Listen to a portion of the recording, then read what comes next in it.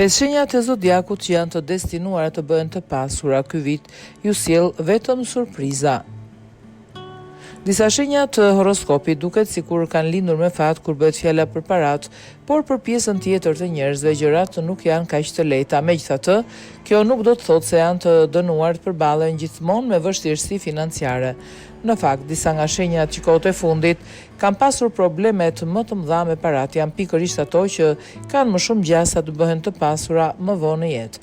Dhe kjo nuk ndodh sepse parat u bien nga qielli, por sepse me kalimin e kohës bëhen njerëz që dinë ti menaxhojnë, ti shtojnë dhe ti mbrojnë ato. Astrologjia thot se këto 5 shenja kanë forcën dhe kohën e dur për të ndryshuar situatën.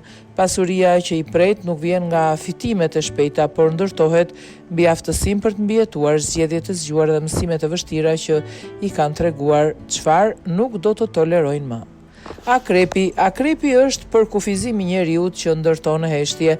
Nëse je akrep, ka shumë mundësi të kesh kaluar një skaj financiar nga periudha më shumë pak para në periudha më shumë të mira dhe më pas sërish në pikën e nisjes.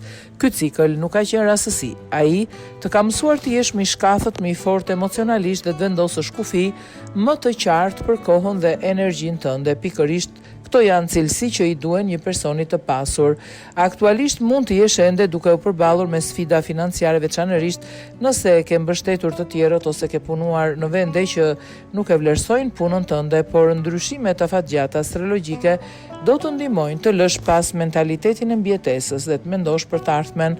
Do të bësh një person që jo vetëm fiton para, por s'di edhe ti mbaj ato. 2 vitet e ardhshme mund të sjellin ndryshime të mëdha në potencialin tënd financiar, sidomos nëse largohesh nga njerëzit, vendet apo zakonet që konsumojnë energjinë. Virgjëreshat nuk e pëlqejnë vështirësinë financiare, por shpesh e durojnë nëse u duhet praktike. Dhe pikërisht ky është problemi. Mund të jesh duke punuar 2 fish më shumë për gjysmën e shpërblimit, duke i thënë vetes se gjithçka është në rregull sepse je mësuar me këtë situatë, por e vërteta është se nuk je krijuar për të jetuar nga një plag tek tjetra. Ti je krijuar për të ndërtuar sisteme, për të zgjidhur probleme dhe për të krijuar diçka të qëndrueshme dhe fitimprurse. Tani po ndryshon mënyra se si po sheh punën dhe vlerën e saj. Ideja e vjetër se duhet të jesh thjesht i dobishëm, jo i pasur, po zbehet. Po hyn në një fazë ku vazhdon të ndihmosh të tjerët, por pas sakrifikuar stabilitetin tënd. Rruga drejt pasurisë nuk ka të bëjë me komprometimin e vetes, por me vendosjen e nevojave të tua në plan të parë. Fundi vitit 2026 mund të sjellë një mundësi të rëndësishme që do të shpërblejë të gjitha ndryshimet e vogla që po bën tani. Gaforia shpesh mban mbi supe shumë më tepër nga sa duhet. Për ta stresi financiar lidhet shpesh me barrën emocionale, duke ndihmuar të tjerët, duke zgjidhur problemet e të gjithëve, ose duke lënë veten në fund të listës. Nëse ti je duke u përballur me këto vështirësi ekonomike, ka shumë mundësi që ke qenë për një kohë të gjatë në modalitetin e mbijetesës, duke u përpjekur të mbash gjithçka nën kontroll. Dhe kjo është rast kapit, se tani po mëson të vlerësosh kohën, energjinë dhe përvojën tënde, dhe kur kjo të bëhet e qëndrueshme, do të ndalosh së dhëni punën dhe përkushtimin tënd falas. Ke intuitë të fortë dhe aftësi natyrale për të krijuar siguri në biznes, në punë krijuese dhe në marrëdhënie. Këto janë cilësi me vlerë. Nuk ke nevojë të lodhesh pa fund si të tjerët për të bërë i pasur. Mjafton të mos fshehësh më vlerën që ke. Situata financiare mund të fillojë të ndryshojë dukshëm nga mesi i vitit 2026.